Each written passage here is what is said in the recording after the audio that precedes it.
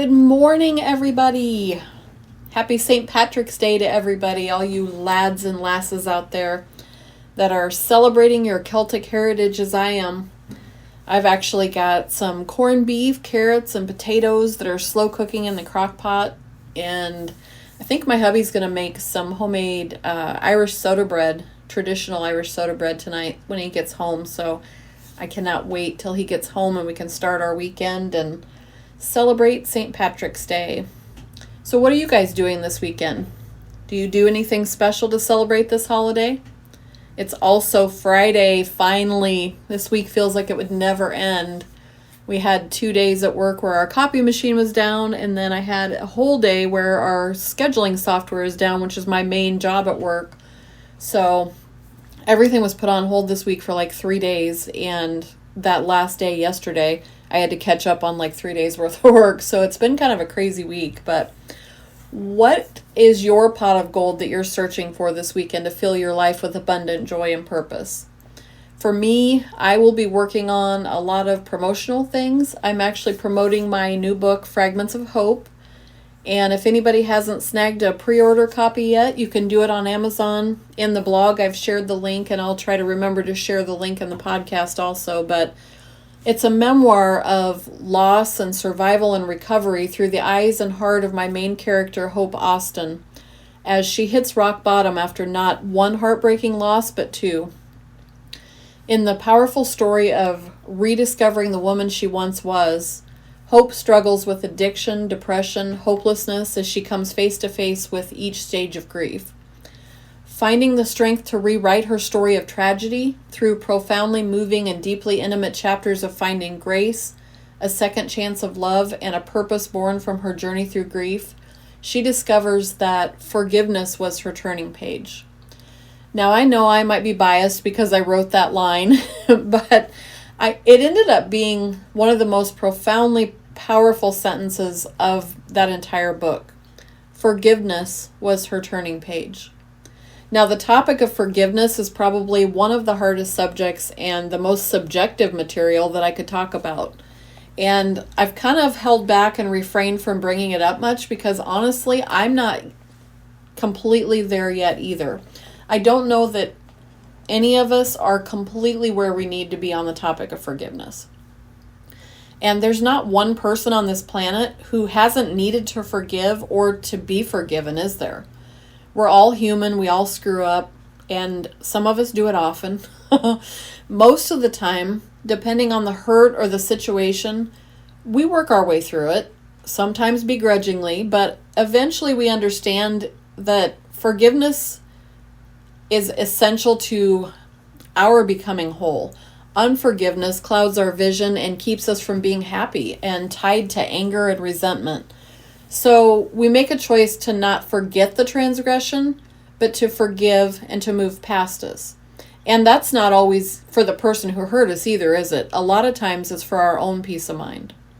Now, forgiving also does not mean that you have to expose yourself to that pain or to the abuse or the abuser ever again. There might be relationships lost, family ties might be severed, but that's okay. It's okay to put up those boundaries and say, you did it once, shame on you, but I'm walking away to protect myself from it ever happening again.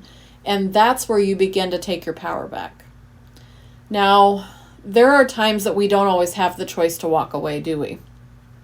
What happens when that trauma we experienced happened in the past? What if you were a child who experienced a painful trauma?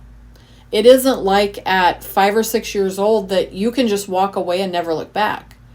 And sometimes, unfortunately, those traumas didn't happen just once. They were repeated because there was nobody there willing to stand up for us or to protect us from it happening over and over again. So what happens then? In my case, I learned at a very early age to feel that I was not enough. There was no one there to protect me. There were plenty of people there to blame me when it was not my fault. And it's taken me a lot of years to realize that. Now, I just finished my trauma and recovery practitioner training this week, and that stepping stone for me was a huge milestone in becoming the woman that I've always wanted to be. The one that will help others through their trauma and shine a light in the darkness as they recover too. But on the flip side to that, it also brought up painful memories and traumas that I obviously have not healed completely from as much as I thought I might have. That doesn't mean that I can't help others while I'm healing. In fact, it probably gives me more clarity and awareness of your feelings and doubts and fears and the obstacles and roadblocks you're facing, as you might be admitting that you need help to make it through all of this too. I teach my message of hope through storytelling so that it makes it a little easier to know that you're not alone either. And I share my trauma so that you can better understand and heal from yours. So wherever you're at in your journey through healing your trauma, I will meet you right where you are. And you're not less than because of what's happened to you. In fact, you're more than enough for those who love you and celebrate the person you are today. Now, I wanted to share a little bit more today about what I learned in that trauma recovery training about not being enough, because it opened my eyes to a new perspective, and I think it will help you on your journey too. So, what are some of the ways that we tell ourselves we're not enough? Here are a few that come to mind for me. Have you ever been told, I'm not smart enough? I'm not creative enough? I'm not rich enough? I'm not good enough? One of the things that my instructor showed me was to question where these thoughts come from. And I'd like to take you on a journey to discover the answers to this question. But I think it's essential that I first provide you with the space where you know that you're safe and free to let your mind slip back to the past for just a moment without any repercussions. Know that I'm right here, that nothing can harm you as you give yourself permission to recall those thoughts and ideas that lead you not only to understanding, but to acting as a catalyst to change. Now, I want you guys to close your eyes for a minute. Just imagine that you're standing in the middle of an open road. The sun is shining. You can feel the warmth on your skin from the sun. And I want you to follow that open road that lies in front of you. Let's take a few steps forward and begin to walk slowly down that road. Let it lead you to the image of a place that brings you peace. Let it guide you to a space that fills your mind with comfort. A place where you feel safe. This is your anchor. This is your safe place. And you can return to this moment in time anytime you need to. If those emotions arise or thoughts threaten to become too much, you are in control of your destiny this time, and nothing can hurt you in this space. Now, I want you to take a moment longer to clear your mind and think about when you were younger. Perhaps you were a child, maybe elementary school, maybe older still. But let's use that first example of not being smart enough. I want to lead you with a few questions to ask that might provide more insight into where those feelings came from of not being smart enough. So where did you learn that you weren't smart enough? What age are you picturing yourself the first time you felt not smart enough? What is your earliest memory of this feeling? Who told you that you weren't smart enough? Whose voice is it that you can now recall telling you that you're not capable or not smart enough? Are there any traumas associated with that feeling that you aren't smart enough? See, we've written that voice and that memory and that trauma into our storyline somehow, but it didn't come from within us, did it? It originated from somebody else. So perhaps it wasn't even intentional on the part of that person, but we took it to heart and it became a shadow that covers our own voice. And perhaps it was very intentional, and that person was just as broken and chose to take it out on us and have it become part of our trauma. Is it your belief that you're not smart enough, or did it come from somebody else? Now, you can move through each of those examples that I gave you above and ask yourself the same questions to each of them, but I'd like you to get out a journal and write the answers that come to you. You don't have to have the same questions that I asked above. Make questions of your own. You know those deep-seated subjects and traumas that you own, so make it more personal and write those questions about yourself. But I want you to write about the emotions that each revelation evokes in you. Because I think that it's important in that first step to realizing that we're not responsible for taking on those misguided thoughts and stories and traumas that others have wounded us with or lied to us about. I believe that this is the first step in where we find our truth. Now, I want to talk a little bit more also about the phrase, I'm not good enough, because I think that's the most important one of all. So, saying to yourself, I'm not good enough, also feeds into, I'm not worthy. This thought that just that simple, hey, I'm not good enough. No, I'm not really worthy of that or receiving that or achieving that. That thought then begins to affect every relationship moving forward. You don't feel worthy of success, worthy of making your life everything you want it to be, worthy of achieving your goals, worthy of finding your purpose, and most especially, you don't feel worthy of love. So in order to break through that destructive pattern of lies, we need to visualize again where this false version of ourselves came from in the first place. So let's think about that question again. I'm not good enough. What is your earliest memory of this feeling? Who told you that you weren't enough? Was it someone who controlled you and told you that you would never be enough? That no one else could possibly want you? Who showed you that you weren't enough? Maybe it was an absent parent or partner, or an abusive parent or partner that put their own needs and addictions first, and you were neglected or abandoned by them. Are there any traumas associated with this thought that's bringing up this intense and painful response that it's evoking in this very moment as your mind relives as if it's happening in real time? And remember, as these thoughts come up, I want to remind you that you're safe. You're in that safe space, unable to be hurt or touched. Take a deep breath and remember that you're in control this time. You have the wisdom now to shift how you react to this memory, and you have the power to use this insight as an opportunity to learn and to grow and to break the cycle of this trauma. It's so important that no matter how painful it might be to face these truths, as the answers are revealed, to unpack those questions and to answer them as honestly as we can. And it's not easy to do. It's not fun to have to drag all this back from the past and be honest with ourselves, but it's really the only way out of the darkness to find ourselves standing in the light again of wholeness.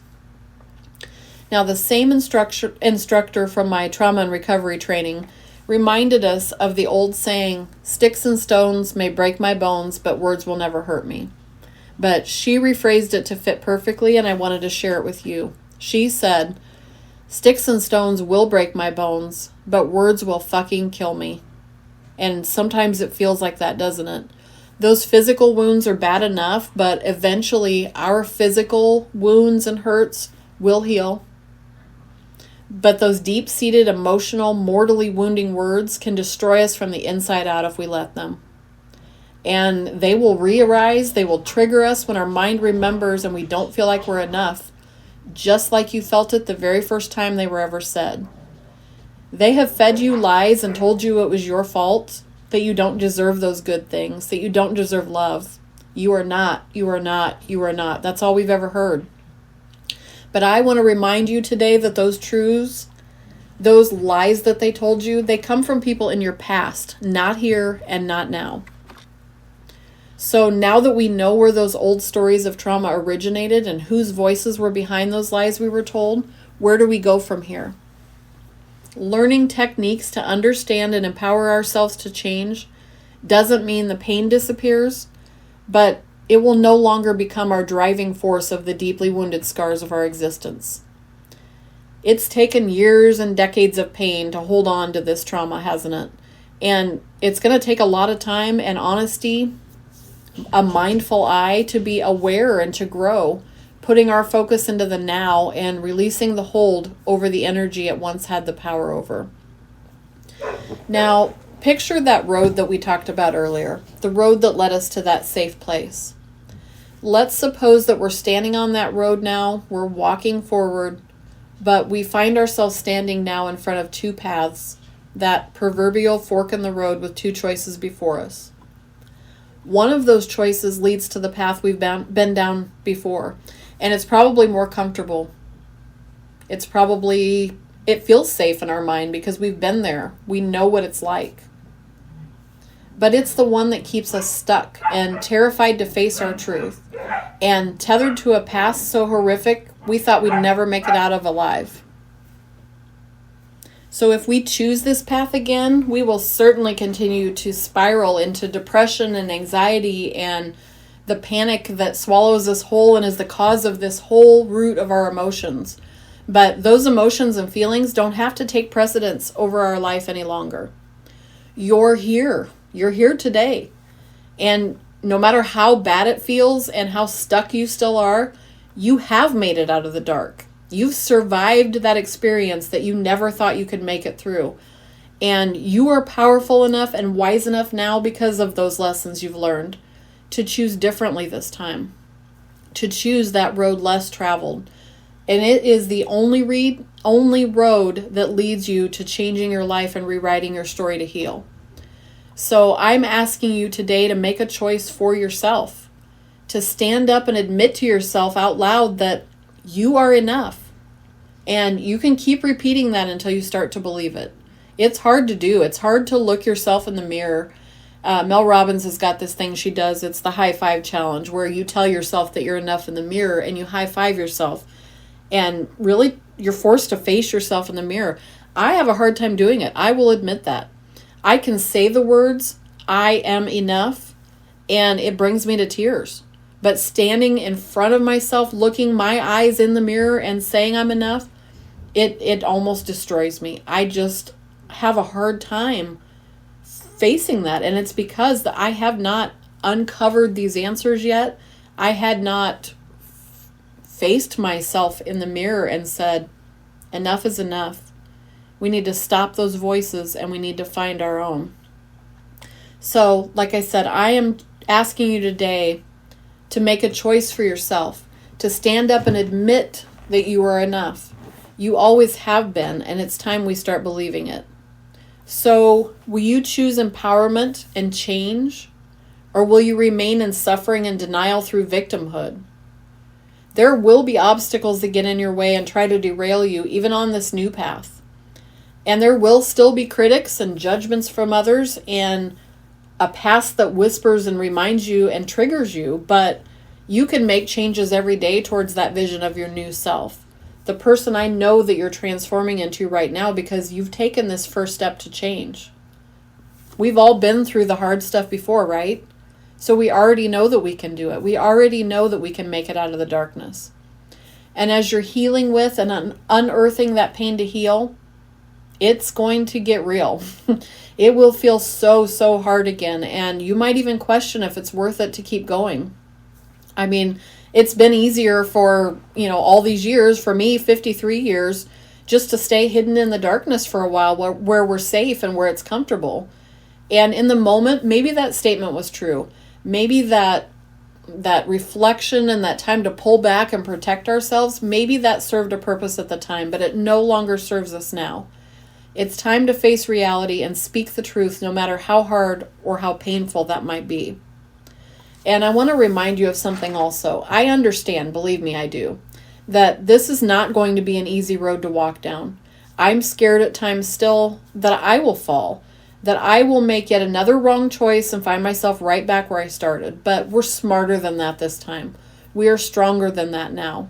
It doesn't mean we don't still have doubts or fears or questions that tempt us to stay stuck. And in all honesty, I question sometimes, how did I get here? How did this become part of my story? Because I never expected it to. I never expected to feel broken at any point in my life. I thought I had it all together. My purpose was to help others. But I realized that pain and that story that I live came forward because it was meant to. And no matter how difficult it is to understand that sometimes, I've been hearing so many people saying, it was never your fault for what happened to you. It was always that broken person who caused your trauma that's responsible for this mess that is becoming your tragic life story. But what is our responsibility is to own our truth. to seek answers and ways to cope and deal with the effects of that trauma, and start penning new lines and start walking new paths that push us towards healing and wholeness. And I'm here to tell you that despite how you feel at this very moment, it is possible. I love you, I believe in you, and I'm here to help you. And I wanted to remind you of something else I said earlier as we're moving through this process of healing. I want you to get yourself a journal if you don't already have one and start writing your thoughts down. Maybe you can't say them aloud. Maybe it's easier to put them on paper where nobody else sees them. That is where you can speak your most honest, rawest, scariest truth, and no one can take that away from you. Hold that close to your heart and know that within that moment, it is also your safe space, and no one can take your voice. No one can silence those words any longer because they're yours, and they're yours to own. And this is the space I'm in right now. I sometimes feel invisible as this pain is resurfacing. I feel like, I wonder if I'm the only person who's still going through this at 53 years old, and I feel so alone, like nobody else could possibly understand what I'm going through or what my pain is, but it's simply not true. And that is the lie that's kept us from revealing or admitting my truth for so many years. I'm terrified of what others that caused that pain and the trauma, some are still in my life, what they will say or what they will think, because they've already made me feel like not enough. So if I admit my truth and I start sharing this and speaking my truth to the world to help others, what are they going to say? What are they going to think? But I can't allow them to hold that power over my voice any longer. I am tired of hiding behind the words that I was not allowed to say to protect them. After all, where were they when I needed to be protected? They were nowhere to be found, so why would I think it would be different now? And I've realized through listening to other podcasts and listening to other people's stories that nobody's coming to save us. I don't know what we were waiting for or why we waited so long to try to fix this, but nobody else is going to fix this but us. And unless I speak my truth out loud, no one even knows I'm suffering or stuck in this space trying to figure it out on my own. So I think it's time to step up for ourselves, stand up for ourselves, give ourselves permission to speak that truth, to admit that the things that have happened, like I said, not because of anything we've done, but because of that other person that's broken. And we should be able to tell our truth without shame or fear of not being seen or heard in that space. You don't need anybody else to believe you or to know those details of your story, except maybe your therapist.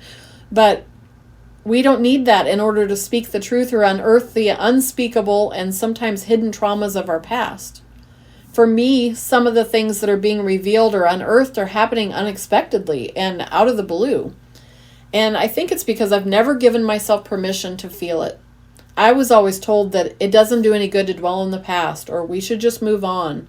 Or even, and this is the saddest one of all, we shouldn't talk about certain things that happen because it might upset that person or make them look bad. Well, excuse the fuck out of me, but that very statement is the answer to why I have never felt enough in the first place. Why I have never felt like what I went through matters to anybody but me. And why my voice was silenced and I've never been able to speak my truth.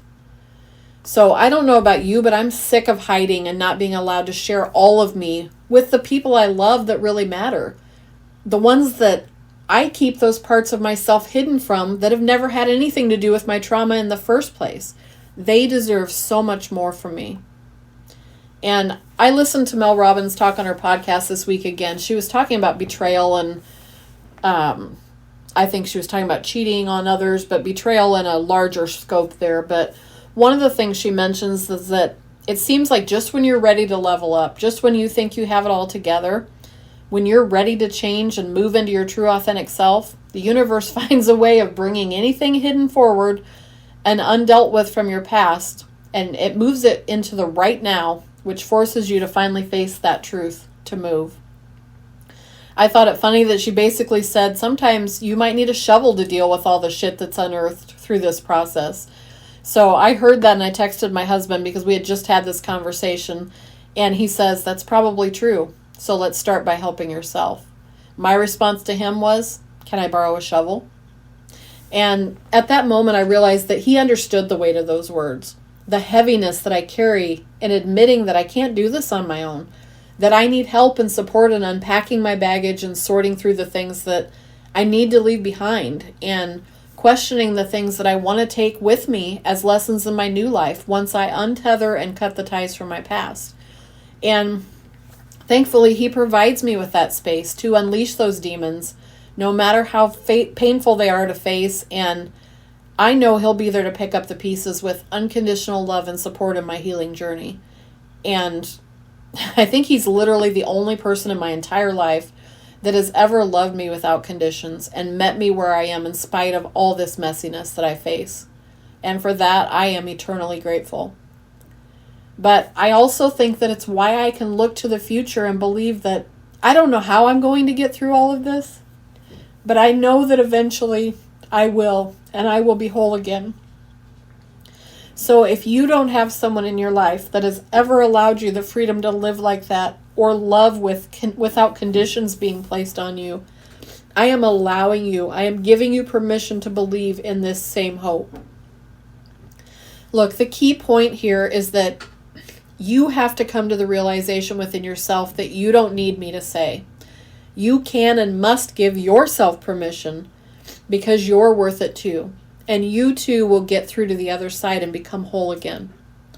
Once we've learned the lessons and our reason for the experiences, then that season of our life can be over. We can be free to live as we were destined to live, free from the past and changed in ways we never expected we still could.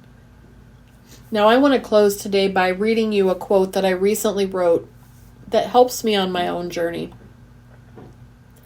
You are the author of your own life story, a journey that truly never ends. How will the final chapter unfold?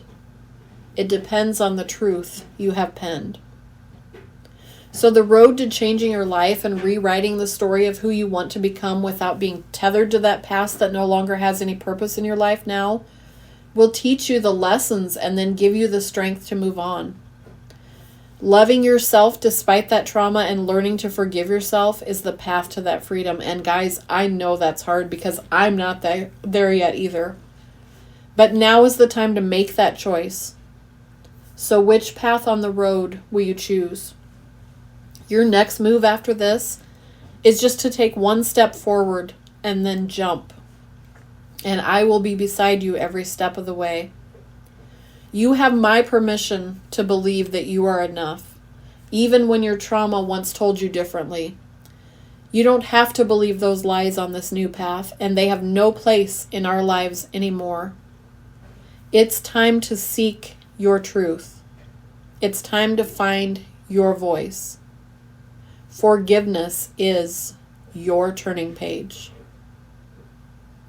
Until next time, I am unconditionally yours.